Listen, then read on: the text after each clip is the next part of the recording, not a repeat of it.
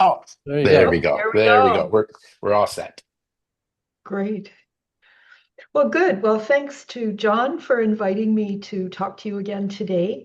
And what I'll suggest is just because we've got a fair bit of material to get through, I'll suggest that you either type your questions, if you've got any, into the chat, or we'll just hold them until the end. I might just before the break or just after the break take a few questions then if there are any. And if everybody can mute themselves and can't think of anything else. So that housekeeping out of the way. So the big question for all of you is, and John, you've already answered this on your own behalf, how many of you have struggled with inspiration in your photographic lives? For me, this is also very timely.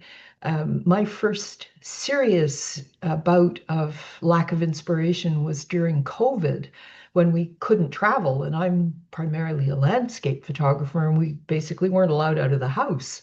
So, stuck at home with all the stress and uncertainty of what was happening during COVID, made it really hard for me to feel any kind of photographic inspiration. So, what I did instead was to read and think about inspiration because I was really feeling the lack of it. And I came up with a few answers, and ultimately, I came up with the inspiration for this presentation. So, tonight, I'm going to share what I've learned.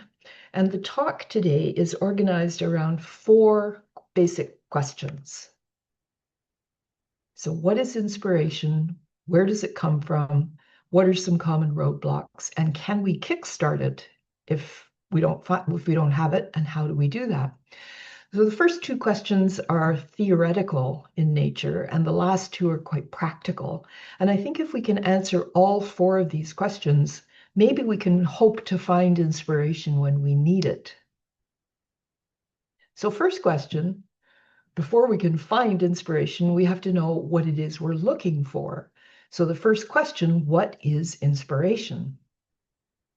Well, I think we all know what it feels like. It's that spark of excitement, like the light bulb coming on. It makes us want to pick up our cameras and engage with the subject or a scene in front of us. There is a more official definition, however, of inspiration. And here it is. And it very much depends on the context in which you're defining the word. So I'll just let you read for a minute. You don't need me reading it for you.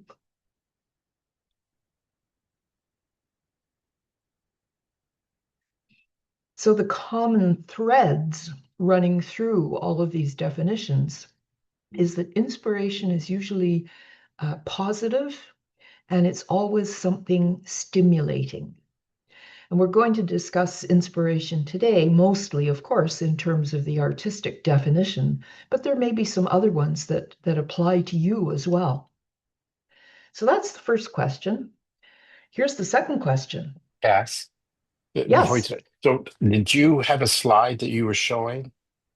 Where you said about reading, you can read it for Uh, yourself, and nothing came up. I can see it. Oh, yeah, I don't. I've got a whole list of definitions. Oh, okay. I You see it as well. you can see it as well. Okay. I Okay. can see it too. Yeah. Okay, I can't see it, so you proceed. Who Ah, knows what's interesting. going on? Sorry, you Okay. go ahead, proceed. Sorry. Okay.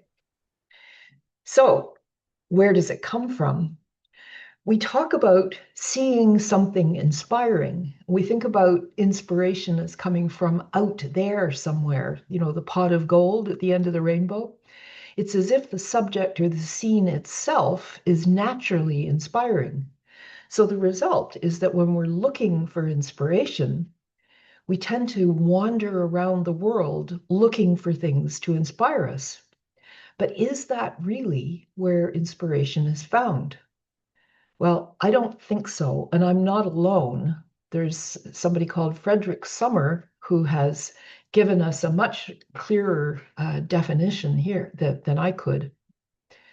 So we spend our lives walking around the world searching for something we carry within ourselves. It's a bit like, Dorothy and the Wizard of Oz. And it's true of inspiration too. because inspiration isn't an objective thing out there. Inspiration is our internal response to things that are out there. So it's the spark, that personal connection that we feel about a subject that makes us want to take pictures and express our thoughts and feelings about it. And of course, we all have different responses because we're not all inspired by the same things. It's based on our individual experiences and our interests. So for me, for example, I'm I'm maybe not quite so excited about bleak winter landscapes right now as I usually am, but really a lot of my work is bleak winter landscapes. But then there are other people who hate winter and never take their cameras out. But where is the magic switch that can turn that inspiration on? Usually it feels as if we don't have any control over inspiration. It seems to come out of the blue. Well, research has suggested that there are several general triggers for inspiration that are common to all of us. And the most common trigger for inspiration is this one: novelty. So humans are curious creatures. New things grab our attention, and it's been a biological survival mechanism in the past. New things are exciting, and learning about them is stimulating. And we pay attention when things are different. And photographers have discovered several very easy sources of inspiration, of novelty, sorry. The first is travel. New scenery, new cultures. The benefit of this is that we have both personal and visual stimulation and relief from the boring old routine at home. The problem, however, is that because we're in a new environment, we tend to make sometimes fairly superficial, sometimes rather cliche images, and it takes time and understanding to make unique ones. So the picture I'm showing here is a very classic maritime scene from my home province here in Nova Scotia. And it's the kind of picture that everybody would take when they come to Nova Scotia, and everybody's pictures would look exactly the same as mine. Another source of novelty is to find a new subject to photograph, or even a whole different genre of photography.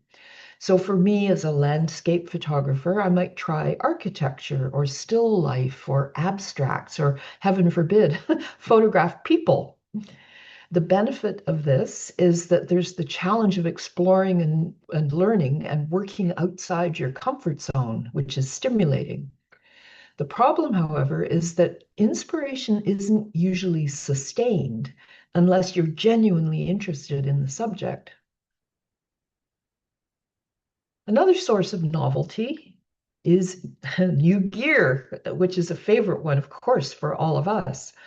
So for some people, it's going to large format. For other people, it's going in the opposite direction and going mirrorless, getting small cameras. You might buy a fisheye lens. If you've ever done that, you'll know exactly how exciting that is, wandering around taking weird looking pictures of your cat or dog. And the benefit of buying new gear is the excitement of using it. And it does inspire you to get out and take photographs. For me, I've had a couple of episodes of this. The last one, well, time before last, was in 2016, so a whole decade ago, when I bought my big professional full frame camera, the Nikon D810. And that was wonderful when I got it, and I took a gazillion photographs that year, and then gradually tailed off. And finally, last year, I moved from the big, heavy pro gear down to a little teeny weeny Sony A6700, because I just find I'm making different kinds of photographs now. And also, I'm tired of carrying around all that heavy stuff. So once again, all of a sudden, I was inspired by the gear to get out and start making pictures. The problem, of course, is you tend to then, when you're fiddling with new gear, you focus on the gear instead of on the artistry of image making. And the lack of familiarity with that gear means that it gets in the way of making pictures. And of course, if you do this too often, the novelty of new gear gets to be a pretty expensive habit. Another source of novelty is to learn a new technique, whether that's in camera or post-processing. So this is why things like intentional camera movement and multiple exposures became so popular in recent years. And the Orton effect and Pep Ventosa, if you've ever seen those. And the people have been using texture overlays with their photographs, and all these creative, so-called creative apps that you get in your phone. The benefit is that you get some fun and unexpected results sometimes. And it's good. The challenge of learning a new technique is very good. The problem, on the other hand, is that all of these techniques tend to become overused. There's a lot of copycatting that goes on, and that leads again to repetitive and rather cliche images. The biggest problem with novelty, whether it's from new gear, new technique, whether it's a new subject, a different place, the problem is that the inspiration from the newness wears off when it's no longer new. So you go through that cycle over and over and over again, the cycle of seeking that next hit of dopamine instead of making long-lasting and meaningful photographs. So what we need is a stimulus for inspiration that can give us more sustained and meaningful results. And I would suggest that rather than novelty, or maybe in addition to novelty, another source of inspiration is insight. And insight's what happens when you forge a deeper connection with a subject and want to spend more time with it. So it begins with curiosity, something tweaks your interest, and you look at it more closely, you explore, you examine, you learn. It stimulates the brain and the imagination as well as the eyeballs.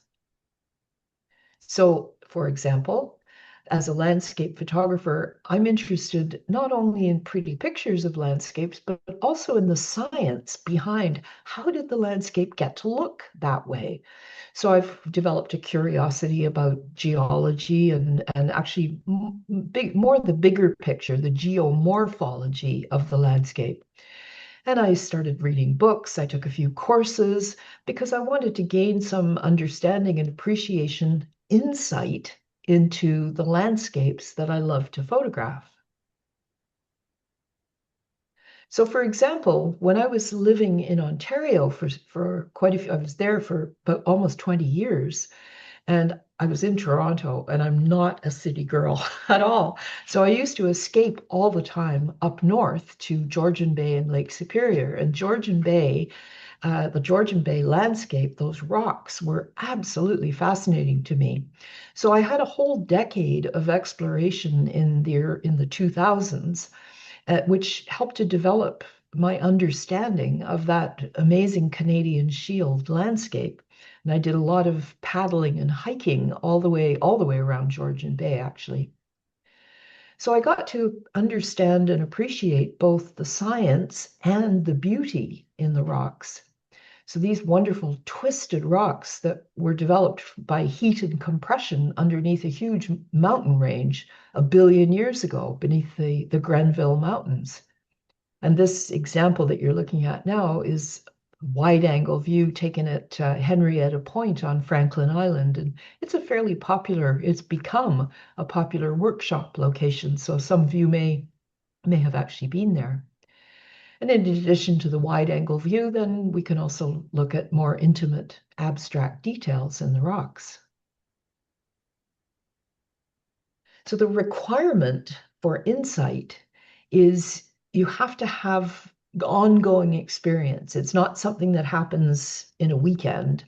It has to be something that goes on for longer. So you have to have either close access to whatever it is, has to be near home, or you have to make frequent visits, or you have to go somewhere and stay for quite a long time, just so you get over that novelty and start thinking more deeply about the subject and the place that you're photographing. And you also have to do some research to develop a deeper understanding and an expertise about the subject. And when it came to Georgian Bay, I literally wrote the book about Georgian Bay, which was published in 2008. And it just had its third printing in 2022. So it's still going strong. So after novelty and insight, a third general stimulus for inspiration is the natural world. Now, this seems obvious. It's obvious subject matter for landscape and wildlife, maybe for floral and macro photographers. But nature actually has broader powers of inspiration for all photographers, no matter what genre you're focusing on. The problem is that increasing urbanization has kept us more indoors than by nature perhaps we should be. And so the urban environment is intrusive and busy and noisy. It's led to a disconnection from nature and this nature deficit disorder that's been identified. And the solution to it is to get outdoors, to move, to keep, get your body in motion and disconnect from the urban setting and from technology. And the result is it stimulates those endorphins, the feel-good chemicals, reduces stress and restores our perspective. And it makes us just relaxed. And once we're in that sort of mental state, we are then receptive to inspiration. And this is true for a casual stroll in a gentle natural landscape like this one, but it can also be true of more strenuous, longer wilderness excursions. So it's the nature experience that gives us the perspective and the relaxation that makes us receptive to inspiration. So far, we've talked about inspiration from novelty and insight and from nature. The last general stimulus I'm going to talk about is inspiration from other people. And other people inspire us in a number of ways. They can inspire us with their photographs or visual art. It doesn't have to be just photographers. It could be painters or sculptors.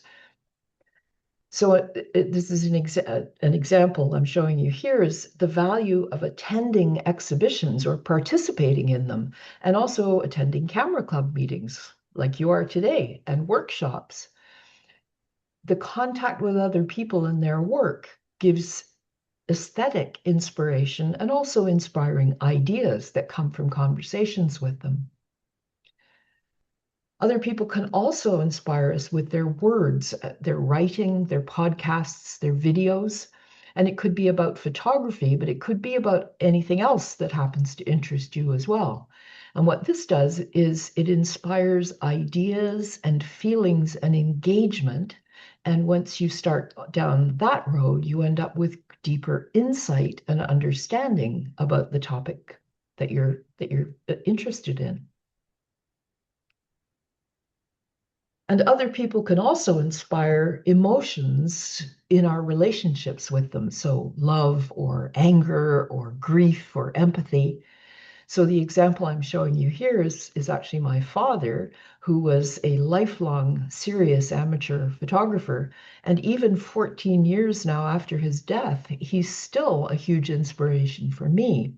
His images, which still hang on my walls in my house, and his approach to his image making, his love of the natural world, and his broader philosophy of life. As you can tell, he was a cheerful, glass half full or 2/3 full kind of person. And when I first became seriously interested in photography, well, 30 years ago now, he gave me some advice. He gave me, first of all, a book by Freeman Patterson, and he recommended that I join a camera club. And I did that and I learned a lot and I made some really good friends. And that gave me endless inspiration for my image making.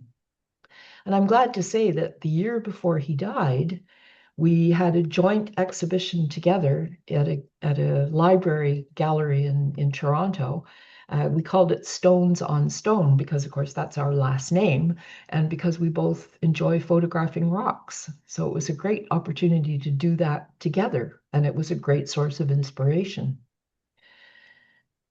The exhibition itself, putting that together, was an additional source of inspiration, and I'm going to come back to that idea a little bit later. So the summary here, in answer to the general question, where does inspiration come from? We have to keep in mind that it comes from inside. It's inside us. It's our internal response, but it can be triggered by a number of things. So novelty, that natural human excitement about new stuff, that can come from insight, forging that deeper connection with the subject matter, can come from nature, spending time outdoors, making you mentally receptive to inspiration. And it can be triggered by other people inspiring us with their artwork or with their writings and with personal contact with them. And overall, these external things will trigger inspiration by giving us beauty, by giving us ideas, and by sparking emotions. So, sources of inspiration. Now we get to the next question. This is our first of our two practical questions. Roadblocks to inspiration. So I want to talk very briefly about things that can prevent us from feeling inspired. Because inspiration is an internal response, it can't happen if we aren't receptive and responsive. And many things can get in the way. So some of these roadblocks, things that negatively impact our mental and emotional state. Here they are. And there are probably other ones that you can you can tell me about too. So stress. It could be worry about work or personal circumstances or health or Lord knows at the moment, world events. When your mind is churning over things like that, it's very hard to relax and be receptive. Then there are distractions, and that can be anything from, oh, you've got a great long to-do list that you're trying to get through. It can be you're preoccupied with all that new gear you bought when you were trying to feel inspired. So you're looking at the gear instead of relaxing and being inspired. It could be other gizmos. You could be fussing around with your phone or with the latest this, that, or the other app, which photographers are very susceptible to. And it could also be distractions from other people.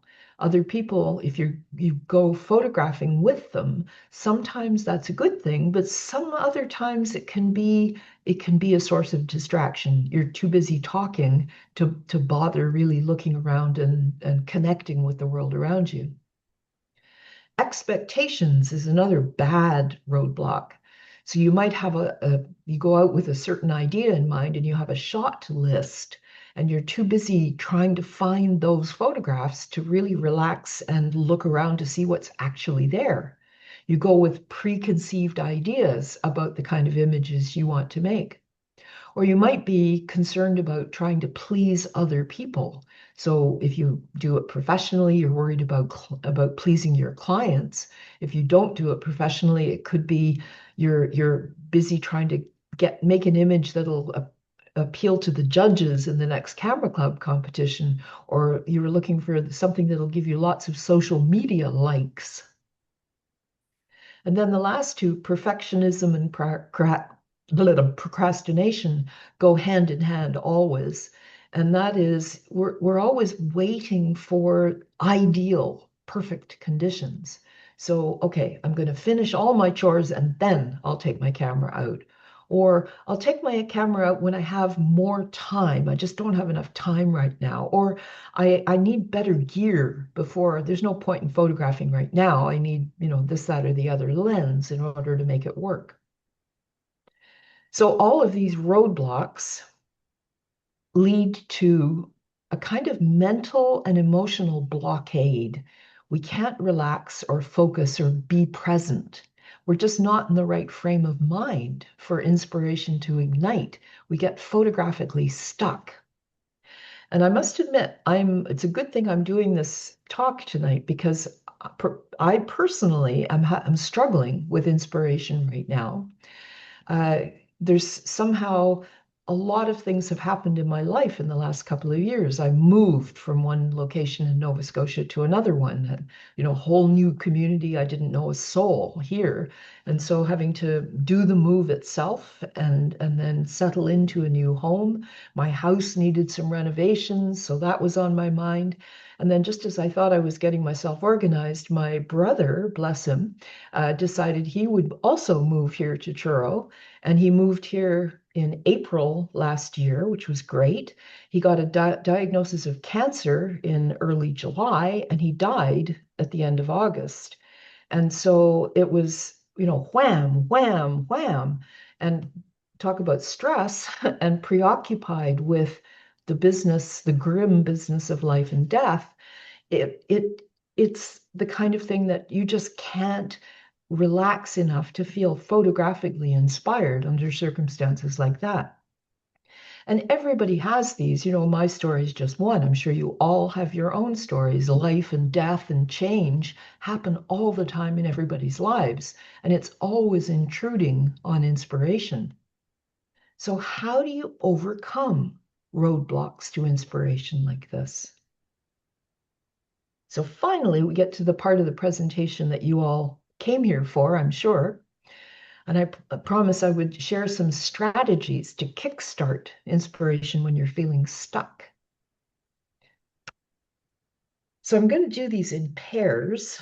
The first two seem kind of contradictory, don't they? Take a break, keep working. Well, they both work, but they work at different times in our process of finding inspiration. So take a break. Inspiration can't be forced. If you're not feeling it, it's better to do something else. But not just anything. It has to be the right something to make you feel more relaxed and receptive and curious. So remembering back to the health benefits of nature, one thing you can do when you're taking a break is get outside. As soon as you get out, as soon as I get out, go for a walk out in the natural world, all of a sudden, a lot of these cares don't seem quite as serious as they did before I left. So they're the mental and physical health benefits of getting outside and exercising in the natural world. And you can even go, as I've done many times, without a camera. And you get a chance just to walk along and do mental image making. Hold your fingers up as if it were a viewfinder and just look at the world like that. And imagine the kinds of pictures that you would take if you happen to have a camera with you. It's good enough. You can also spend time reading, watching podcasts, visiting galleries. All of these things will help, either physically or online, you can do this. It'll help you with fresh ideas. And when you get those fresh ideas gradually percolating inside your head, that can ultimately lead to inspiration. So take a break. That's good in the short term, but taking a break can easily become procrastination while you're waiting for inspiration to strike. So after a short break, it's better just to pick up your camera and keep working. Not just working, but working effectively to create a receptive state for inspiration. So here are a few ideas to help you keep working.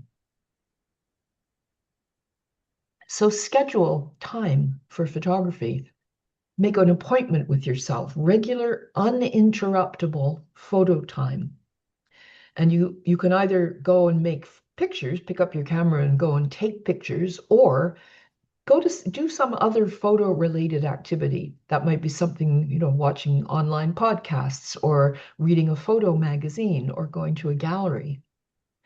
Eliminating distractions, and that means phones, email, social media, all those to-do lists, expectations, all of those things.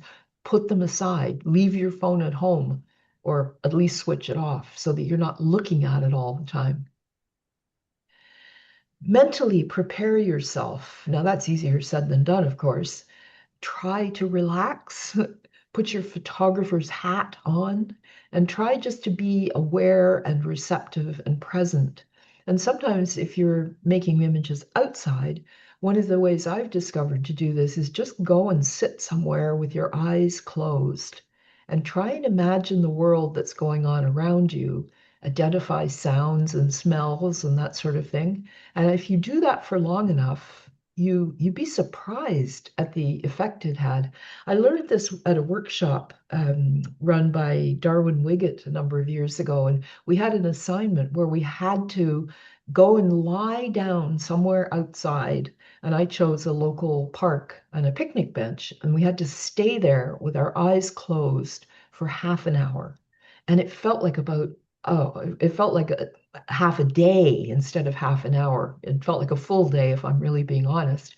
But by the end of that half hour, I couldn't believe. I almost fell asleep. I was so relaxed. And then I could open my eyes and I saw completely differently. And it was just the lying there, listening to the birds, listening to the waves, the ocean waves. Now, I'm lucky, of course, I'm close to the natural world, but most people can find somewhere that's calm and quiet and relaxing to do this in. More insight. So stimulate more ideas for your subconscious to chew on by reading and learning, taking a course, looking at other people's photographs. You can, if all else fails, try something new. Novelty can kickstart inspiration, even though you know it won't last.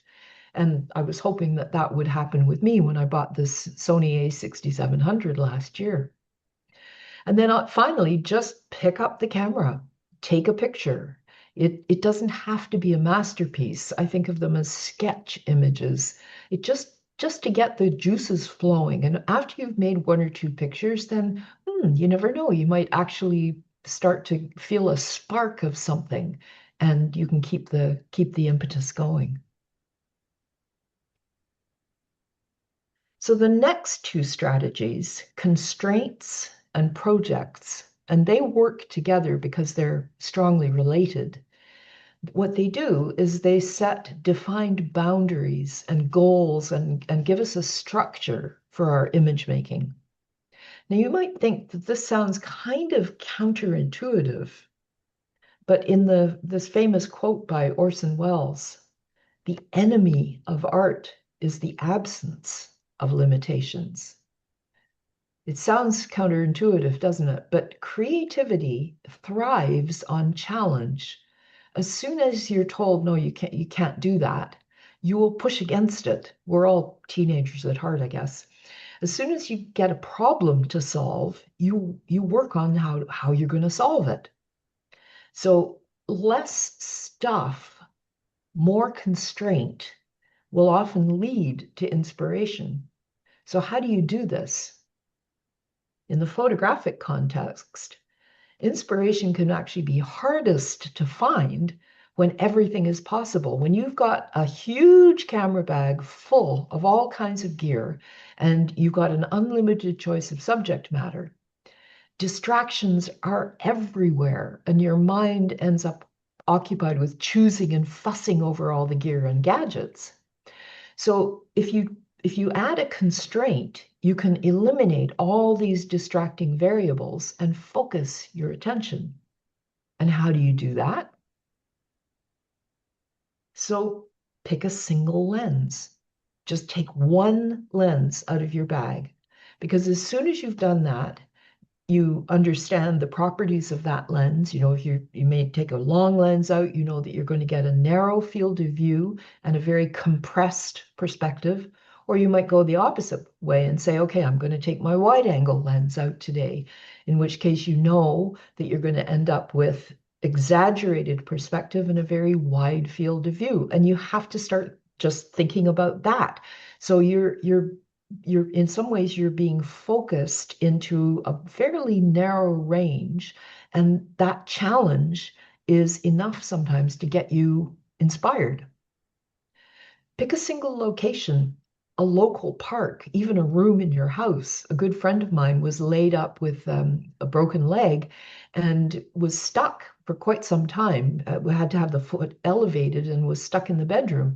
And she did a whole project on angles of the roof and shadows that came in the window and put together a brilliant little project based on just her bedroom. And if you're traveling, you can do it by base camping at just a single location. So instead of trying to see everything in the whole of Nova Scotia in a week, go to one place and spend a whole week in one small spot. And what that allows you to do is to dig deeper, gain more insight. And Freeman Patterson, I know in his workshops, used to use a hula hoop. And he would tell his workshop participants, you throw the hula hoop, and then you have to go and stand inside the hoop and take 30 photographs from that location.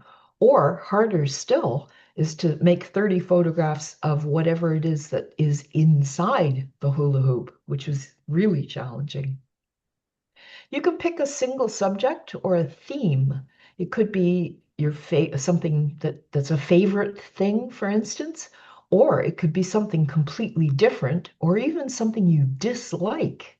And you can set yourself a real challenge. You know, if you hate winter, for instance, then challenge yourself to make 20 photographs that tell the world how much you hate winter. And that can be a really interesting experiment.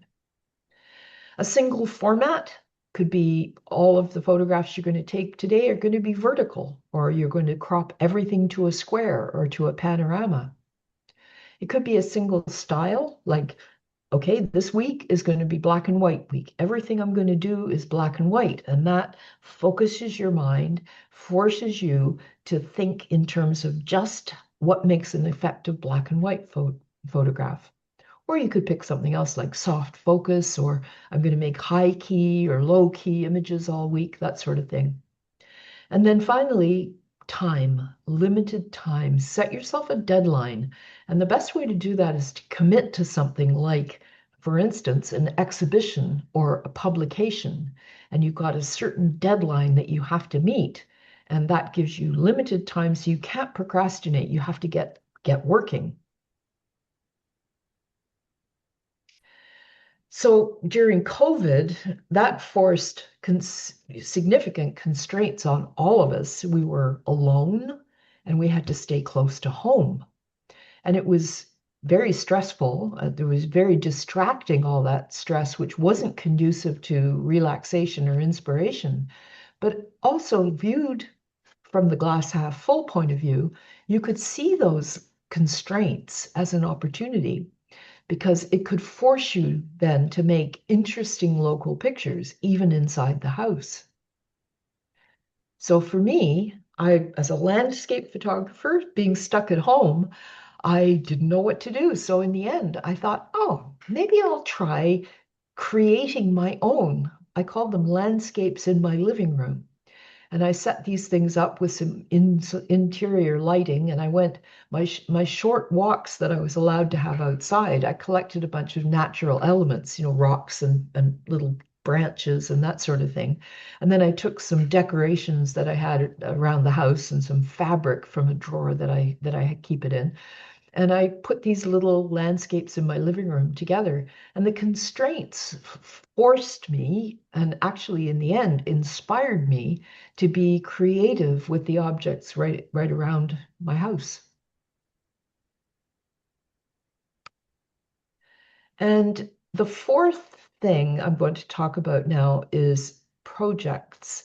But I'm wondering if now, because it's a fairly long segment, this one, if perhaps now would be a good time to break and have questions if there are any, or just take a break if you like.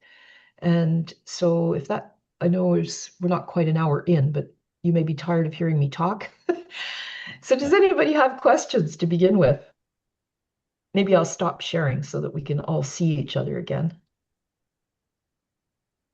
Anybody have any questions, comments, complaints? No, I don't have any questions, but when you said you're inspired by people, your last presentation you gave us certainly inspired me, and Oh, I'm thank you. inspired every day by members of this club.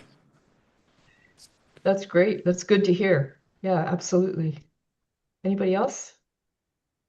I find that as well. Either looking, sometimes things pop up, even on Facebook when you say put your technology away, but sometimes pictures pop up and I think, oh, okay, A, I'd like to go there and check it out myself and do some photography, or B, I'd like to try, there's an angle or a perspective or something that I've never tried that I want to, give that a try. So that kind of thing. Or I have a number of photography books and kind of look through them again and go, get my mind going.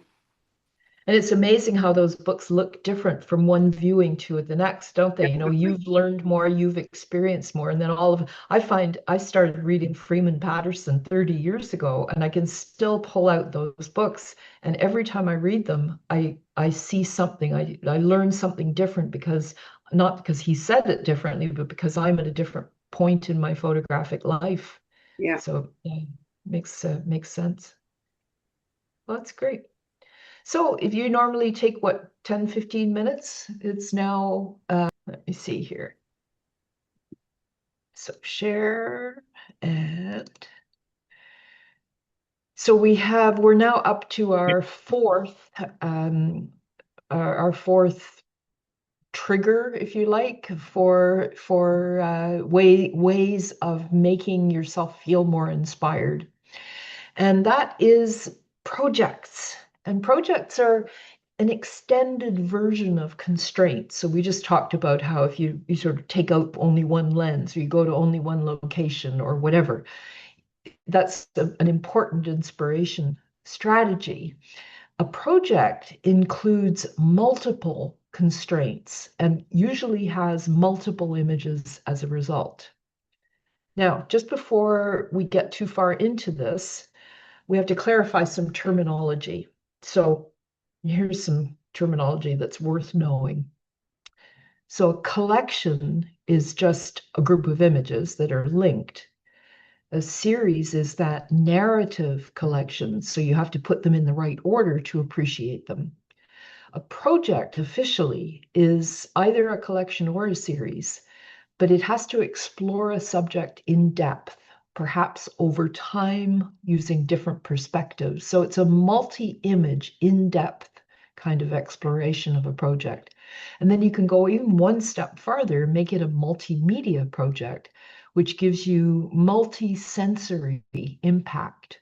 So things like the AV shows that people are commonly put together with photography, incorporating video into your still photography, or setting things to music, or using text along with your photographs. So those can all all qualifies as multimedia. And you have to then commit to some kind of output when you have a project. It doesn't just sort of float around, or it shouldn't just float around in the air forever. There should be some goal at the end at the end of the project that inspires you or maybe even forces you to follow through. And the commitment to an output will start to generate its own momentum.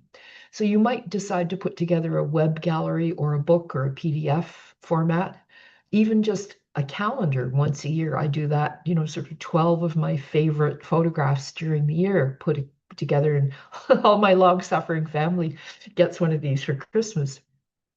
You can put together an exhibition that gets a little bit more challenging, but boy, it's really worthwhile doing those kinds of things. So the benefits of working with projects, I'll let you read. You don't need me to read it for you. So basically, the structure will focus your attention and eliminate all kinds of distracting variables, and it provides a goal for your output. Research, you have to acquire more knowledge and understanding, maybe expertise about the subject that you're photographing. You might need to develop these practical skills. So things like, how do you combine and sequence prints? How do you print prints for an exhibition? How do you work with a gallery coordinator to install your exhibition? How do you put together a book? How do you write an artist statement? So all of these things may require research. And then you probably will have to write or talk about your images. And that is really good practice, to write an exhibition statement for a little exhibit that you're putting on, or doing an artist talk, or even writing captions or introductory text for a book or a PDF that you're putting together. Collaboration, if you're doing an exhibition in a gallery, you're going to have to at least collaborate with gallery staff. There might be publicity people. You want advertising, so you approach a local newspaper. You may not be the only person involved in the project. You might want to get a group of people together to put together an exhibition, for instance. And so you have to collaborate with them. And eventually the project theme, if you pick a theme, you generate a deeper understanding. It's not just kind of a casual thing.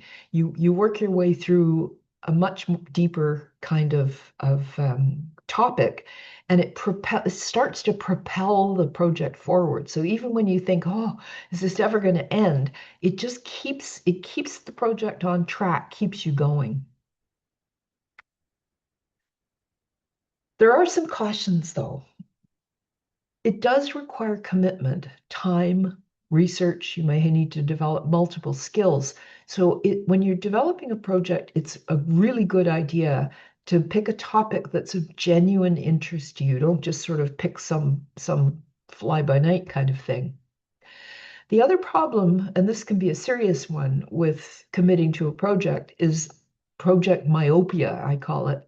You're over-focusing on the project theme, and that may blind you to other photo opportunities that aren't related to your project. And this can be a big problem. So you have to be really careful about avoiding the project straitjacket. When the project becomes an obligation, sometimes you lose inspiration. So it's very important to choose a suitable theme and keep your project balanced. Keep it flexible and fun to do. Don't take it too seriously. So how do you choose a theme? How do you decide what you're going to focus on for this? Well, there's a lot of really popular topics, and if you just go to Google and Google, 200 themes, or what's this one, 328 themes for things to photograph. And most of them won't appeal to you at all, but it might get the thing kick-started. And once you've got an effective theme, it's effective for you and for the viewer when there are a number of broad characteristics of the project. So one is, have a broad enough theme, because that gives you a greater number of options, and it's likely to have a wider appeal to viewers as well. So you could see in that list, the Google list, you might see something that says red shoes, and you're going to put together a whole exhibition, photographs of red shoes. That is very limiting. Now, it could be an interesting challenge, but if you pick something a little bit broader, so instead of red shoes, I would suggest seeing red, because then you can photograph all kinds of red things, and you can also take the other meaning of seeing red. We see red, it means you're angry. You can incorporate that kind of thing into the exhibition. And seeing red also relates to the second recommendation about project themes, and that is to make sure that there's something metaphorical about the subject, because that'll help to add depth and helps you and the viewers connect with the meaning. So seeing red means anger. So if you have a whole project about seeing red, it gives you all kinds of really interesting metaphorical opportunities to photograph things that call to mind anger of some sort.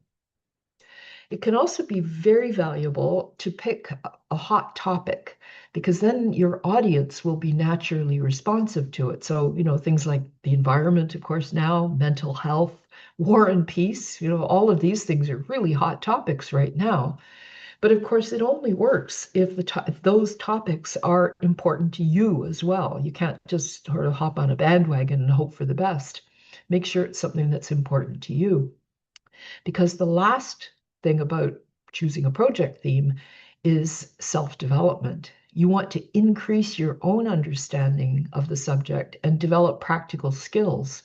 And this will increase your own insight and helps you stay engaged.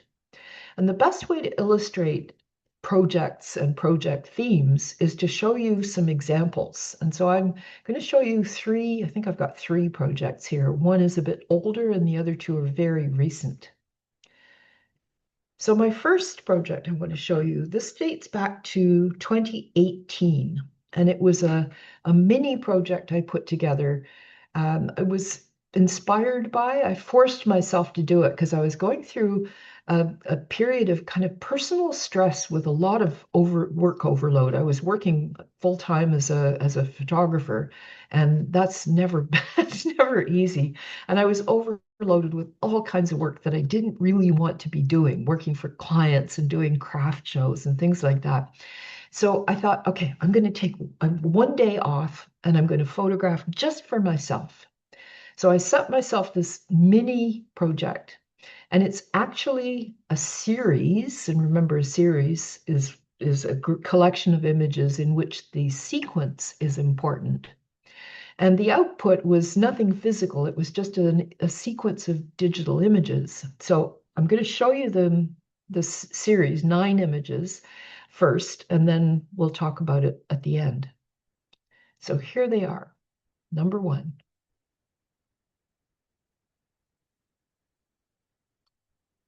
Number 2.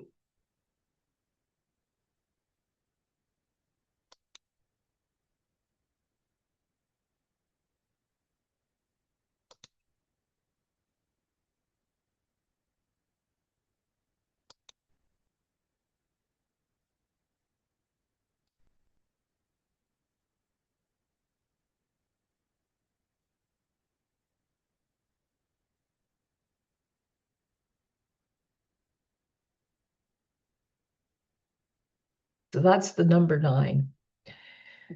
So in the context of project themes, this wired project it's a broad theme because it's all about the effect of stress.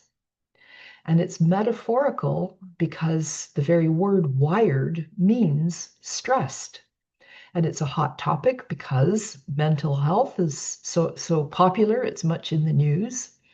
And it worked for me for self-development because it allowed me to learn a little bit more about stress and to reflect on and express my own stress. The constraints involved here were significant. So first of all was the subject matter. I decided poles and wires, that was it, nothing else in the picture. I also constrained myself to one day. I started in the morning after breakfast and I finished the project by the time I went to bed that night.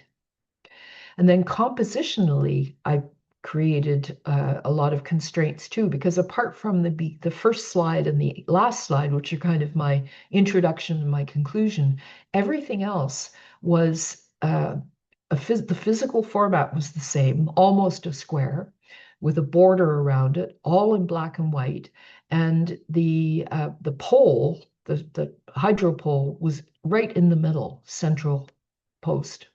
And then the sequencing of the imaging showed increasing stress. You have the parallel horizontal wires to begin with, and then they start more wires going off in different angles, and then finally, poof, the tension is released at the end. So putting it all together, it doesn't have to be really complicated, but just 9 simple images like that. Another project, and this one I've just finished, I had an exhibition in a gallery in Halifax in February this year, and the theme was all to do with winter landscapes to express my idea about wintering.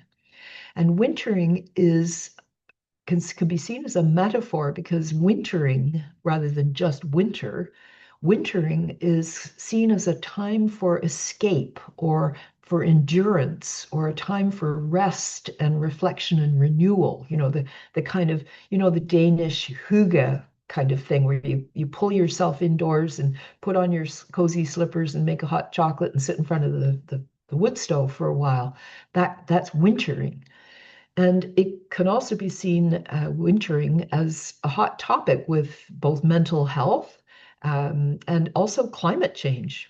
Are we going to continue to have winters? Certainly this winter's seen it, but you never know. So the constraints that I put on myself, they had to be entirely winter images. And I used landscapes and abstracts. I had the project output, which was a gallery exhibition, and I also put together a little book about this thing as well.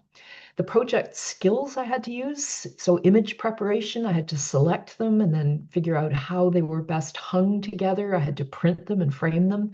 To do the gallery installation, I had to write an exhibition statement, and then I had to do an artist talk and I had to collaborate with the gallery members. So it was quite an involved thing.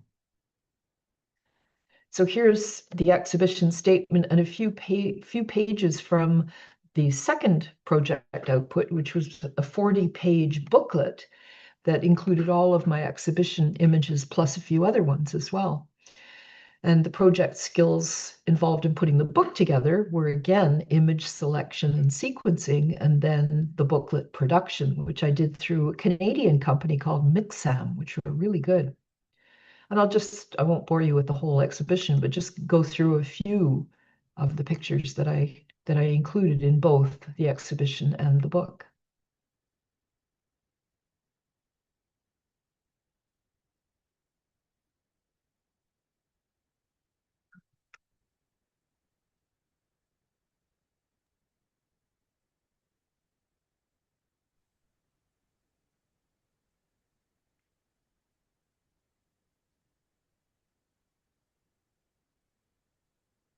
And so that's the exhibition, which was on for the whole month of February this year.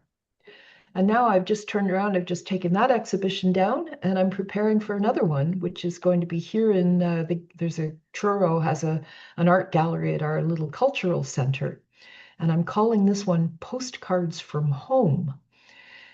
This is going to be on for the month of April, and the project output obviously is similar to my wintering exhibit because there's going to be a gallery exhibition and a little booklet to go along with it.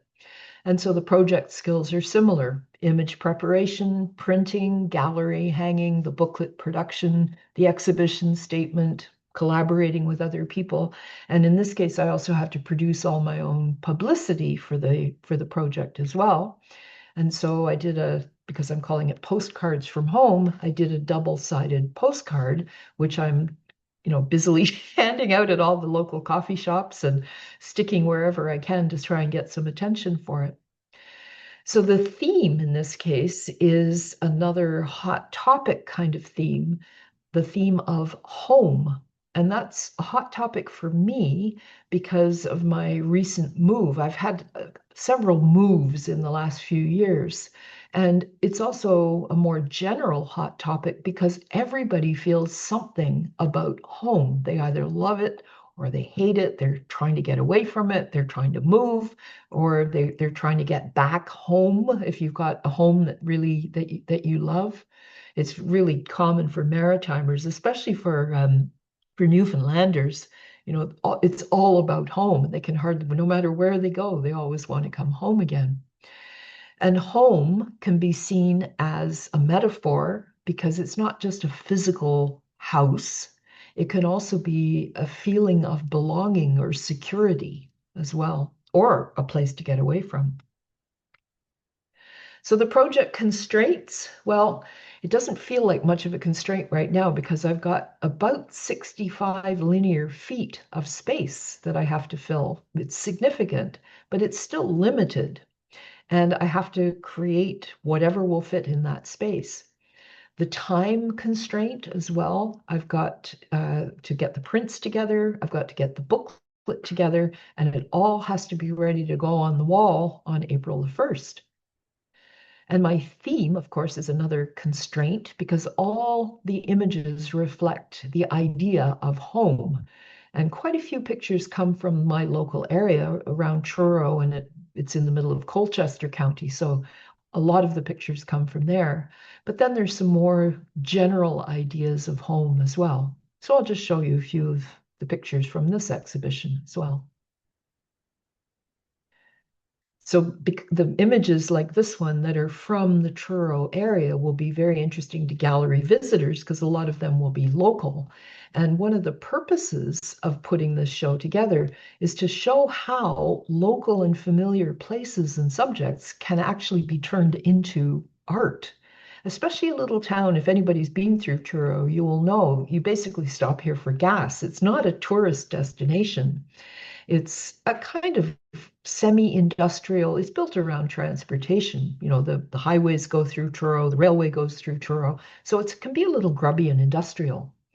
And for me, another purpose of doing this exhibition was to explore my new town and inspire me to take pictures again, push myself outside my usual wild landscape comfort zone. So there are only a few pictures like this, classic landscapes. Most of them are quite different. So pictures like this one.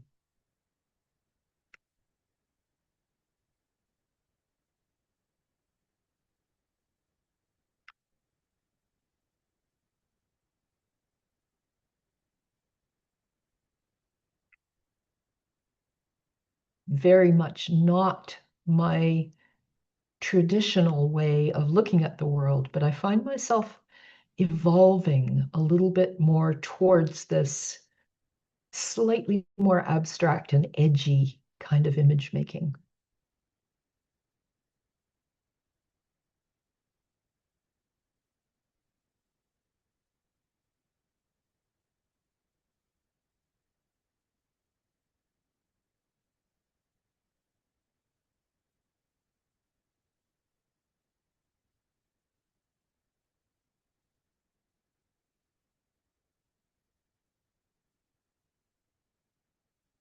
And this is the last image I'm going to show you from this series. And it's still a work in progress, but I've now only got 2 weeks until it has to be hung. So anyway, that brings me to the end of our discussion about constraints and projects, which means that we have only one last strategy for inspiration that I'm going to talk to you about tonight, and that is copy and modify. So earlier we talked about being inspired by other people's artwork. What if we take it one step further and deliberately copy other people's artwork? Now, there's a huge debate about whether copying facilitates or inhibits inspiration and creativity. So two schools of thought completely opposite to each other. So on the one hand, you have this copyist tradition where it's felt that if you copy somebody else's work, you learn and you absorb the technique, you absorb the ideas, but then you're supposed to move beyond them and take what you've learned from copying other people and apply it to your own vision and create something new for yourself. This is a strong copyist tradition in painting.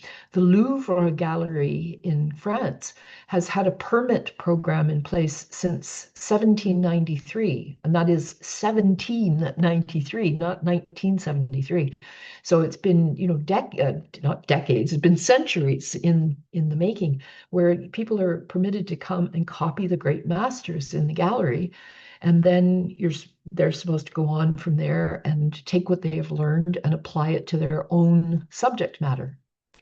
And on the other hand, you have this idea of photographic celibacy, which is much promoted by Cole Thompson.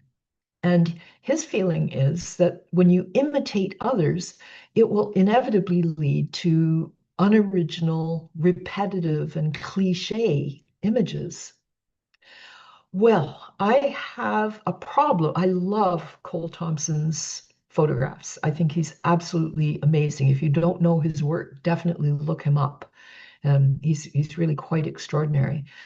But I have a problem with his photographic celibacy idea. And well, it's up to you. You have to see what you think. But let's see what copy and modify actually looks like. So, for example, Picasso, Spanish artist working mostly in France. He was inspired by all the African artwork that was so popular in France in the early 1900s. And French, French had colonies in Africa, and they would bring back these amazing masks and sculptures, all done with earthy colors and the exaggerated, non-traditional kinds of shapes.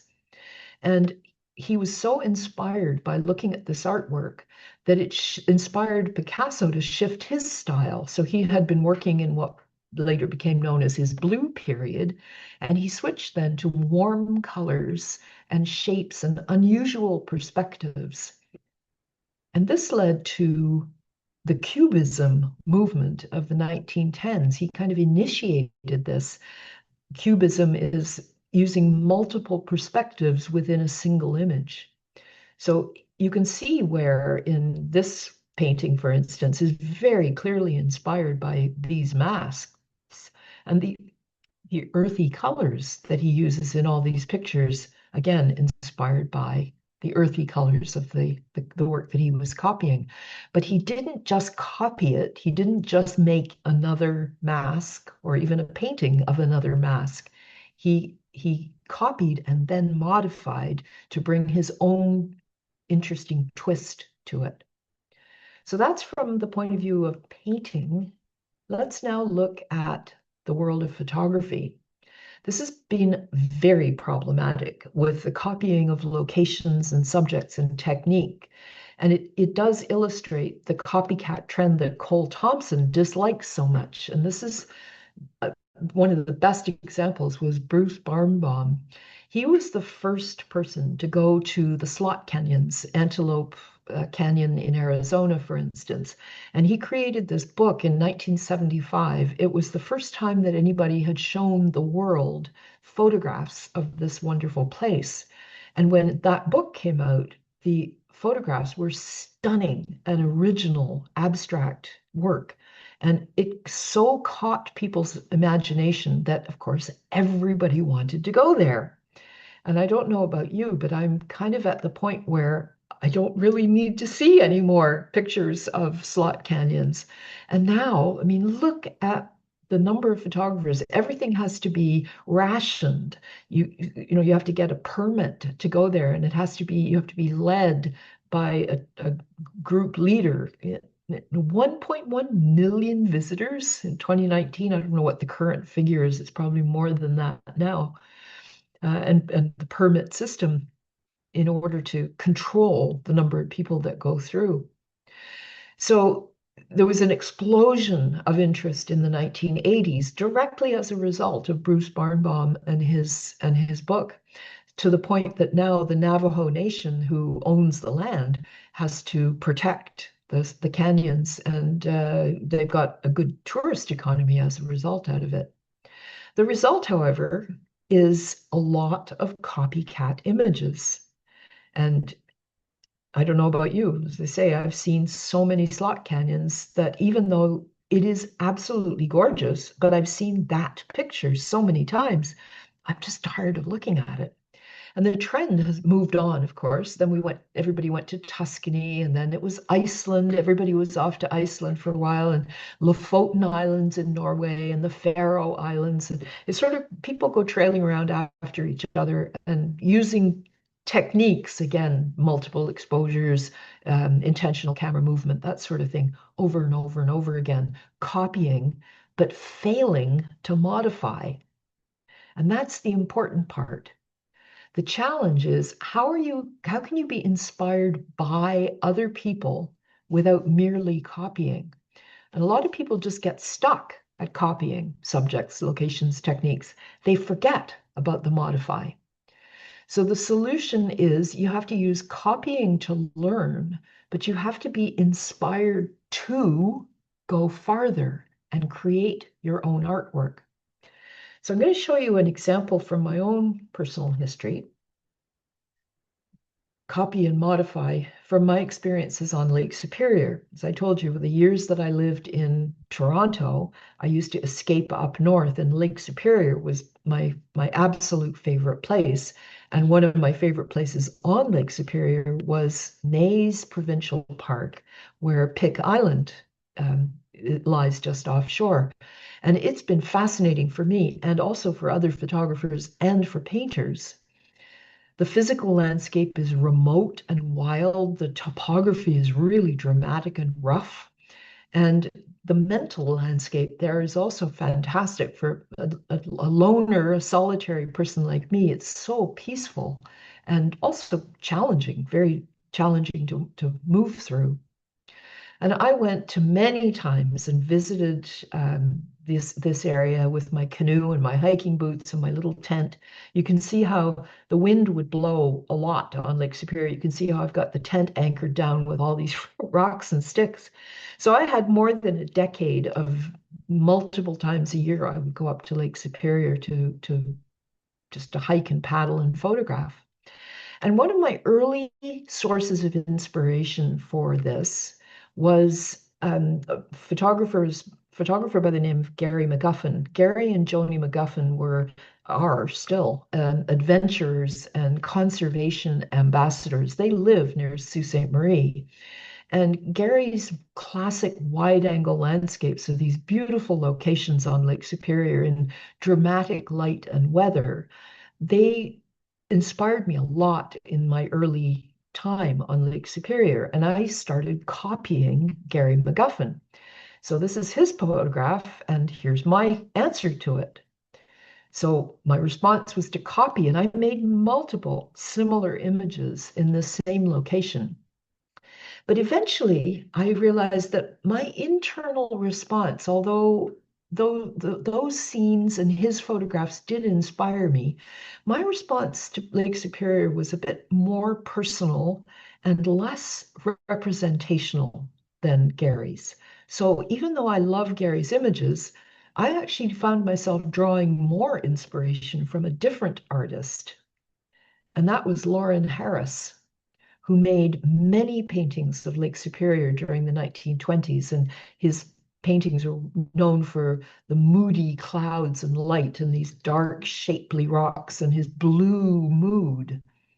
So my response was a modified copy of both Gary McGuffin and Lauren Harris. And I made my favorite image from this period comes from the year 2013, which was my last year in Ontario. And that was this one.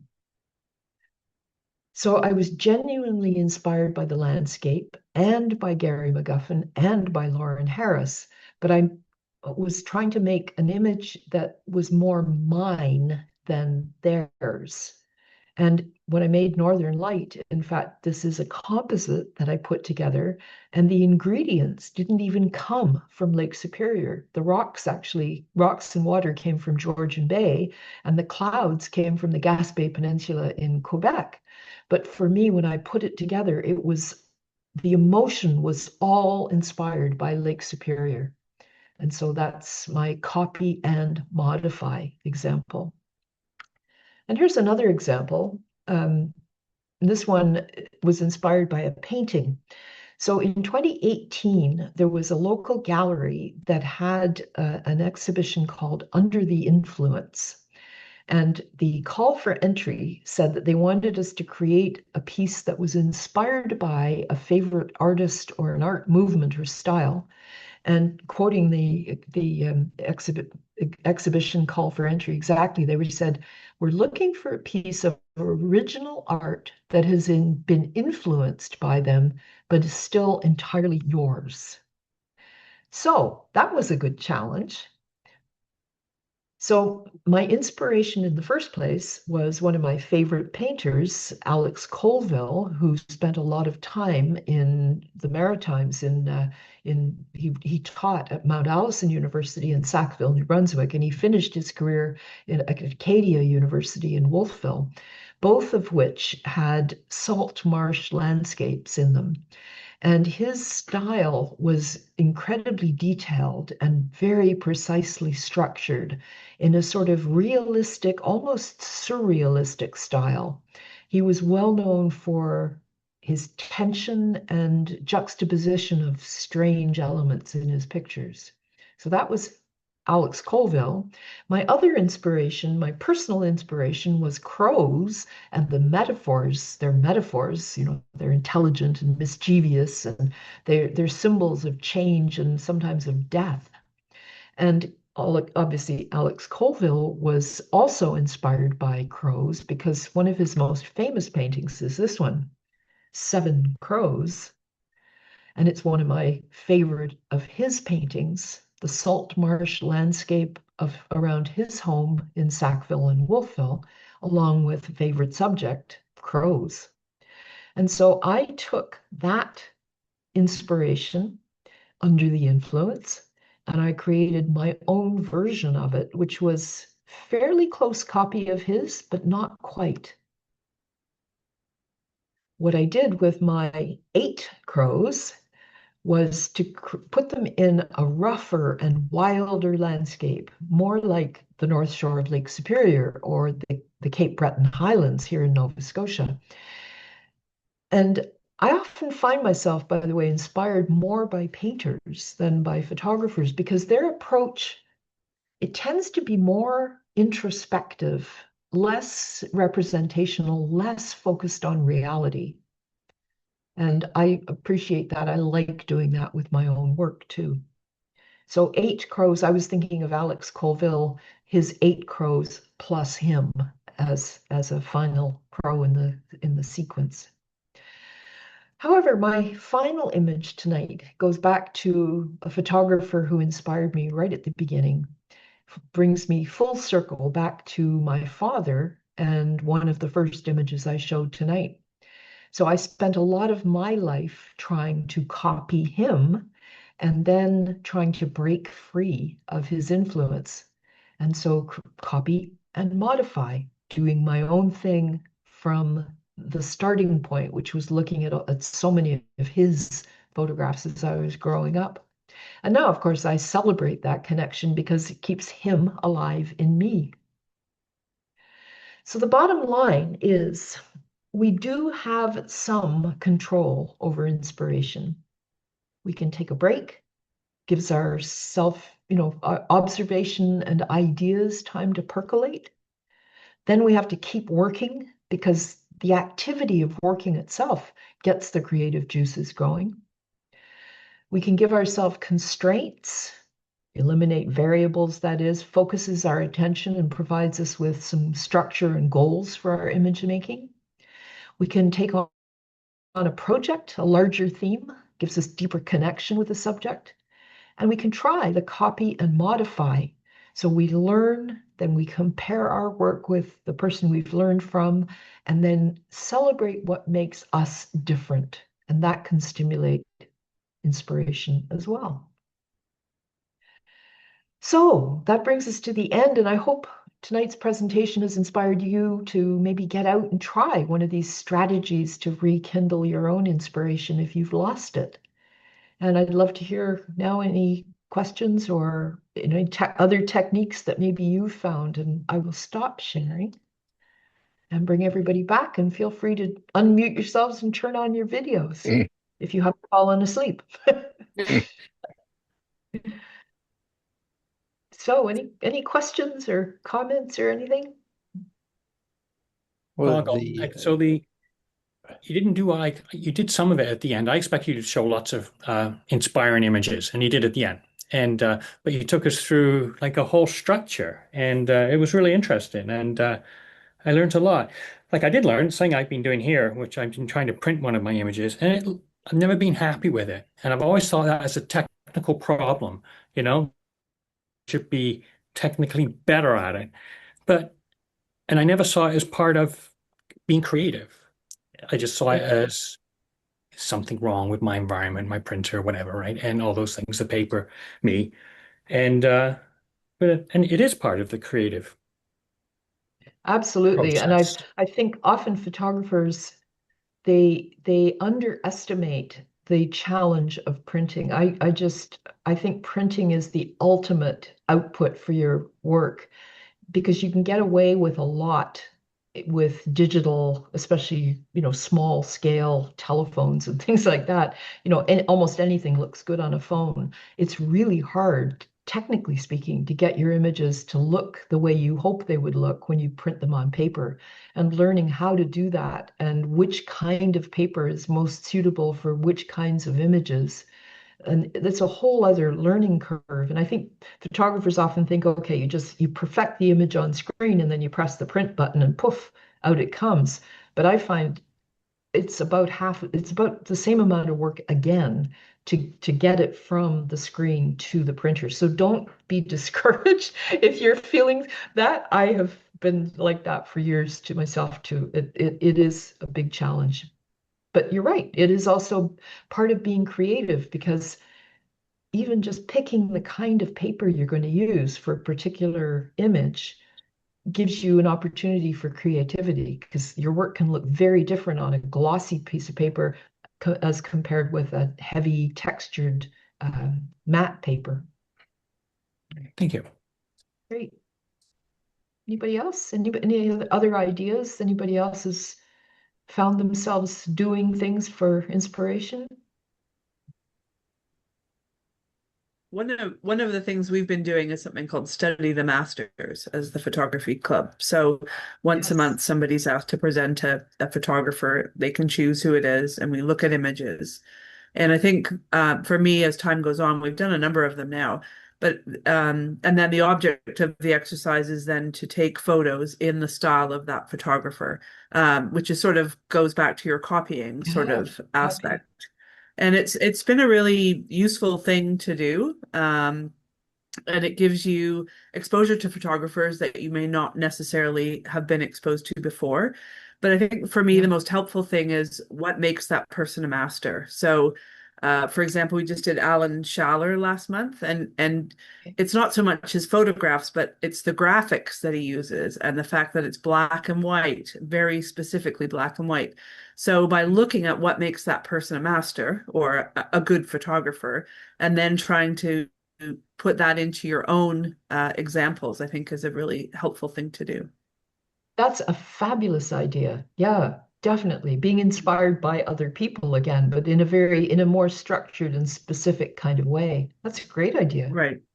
And the homework you present the following month, and so it's a good thing for other photography clubs to do as a good example of how to learn about new photographers and practice in that style. And then at the end, at the next meeting, everybody shows the work from the previous photographer, and people can comment on it, and so it's a really That's good wonderful. cyclical learning.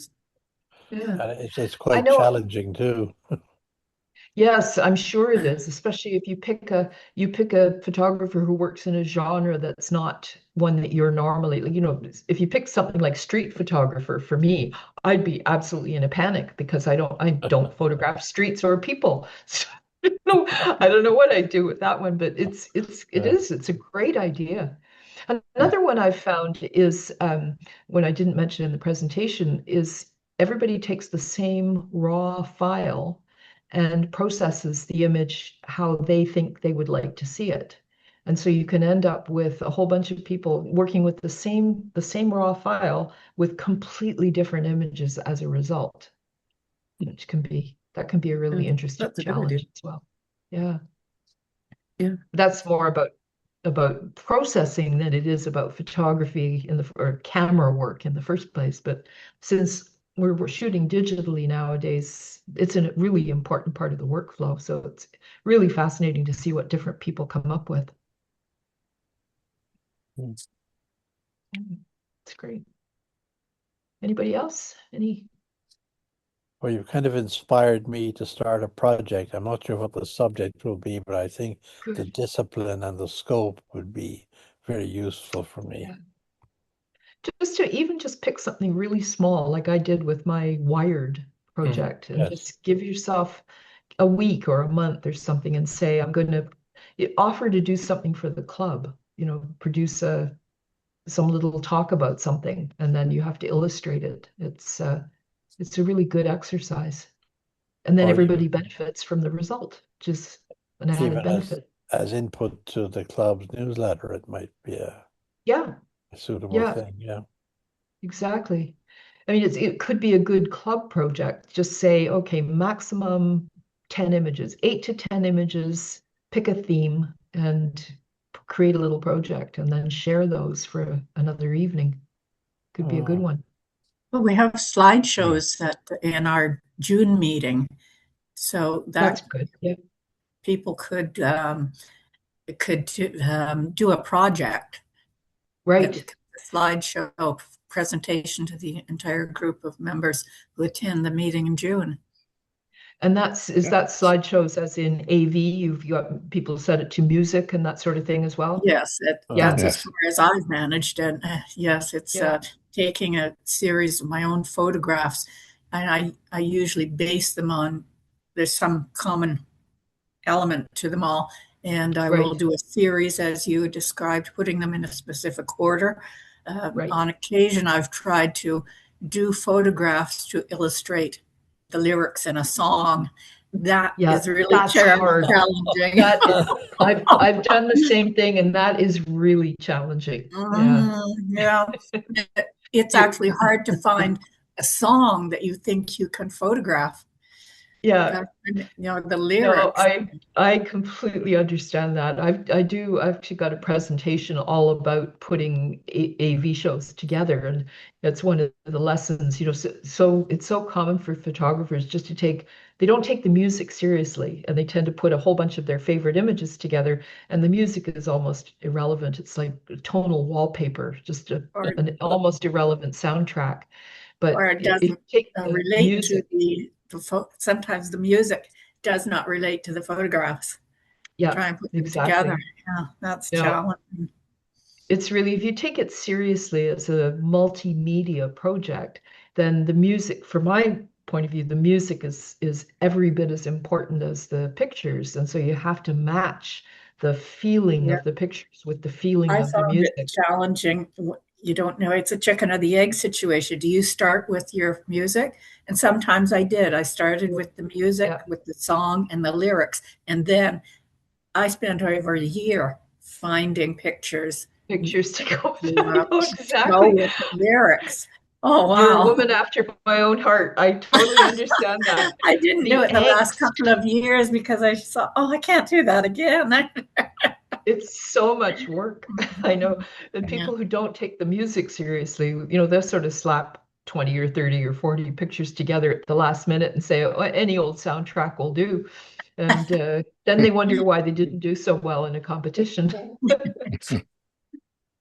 that, you can learn from the younger generation, because we did one for a hockey team and they did AI. So AI put all the words, and then you can pick like punk rock or, country and western, whatever. And it actually wrote for the AV show. So it was really, really good. Oh, isn't that interesting? So you didn't have to pick an original song. It just, you told them the subject, the blue hockey team, and, they're called the Raiders, and they put it all together, and you tell it 3 minutes, 4 minutes, whatever. Wow. And it went together so good.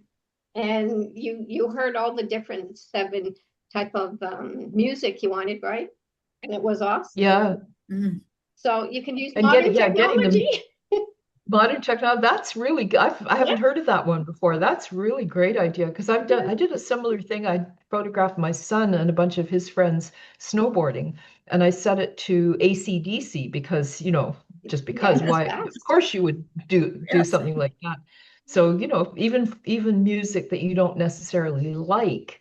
Well, I actually do like AC/DC, but but I also like Beethoven, and I've got very eclectic musical tastes. But yeah, it's important to get the music to go with the subject and the kind of pictures that you're showing too. My son was thinking, I think AC/DC is a little bit old school, but it kept us all happy.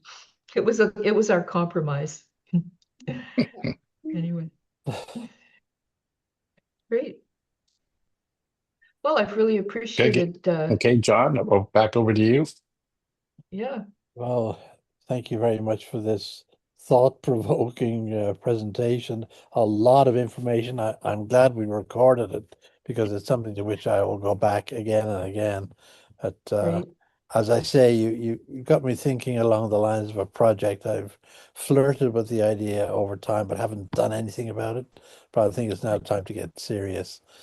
And I want to thank you for all your ideas and your inspirational thoughts and images. And I hope that we'll all follow up and use the information. Great. And I think as one of my favorite photographers, whose name of course now escapes me, says one thing about photography is it gets us out of the house. And it's very important to get out of the house and use your camera.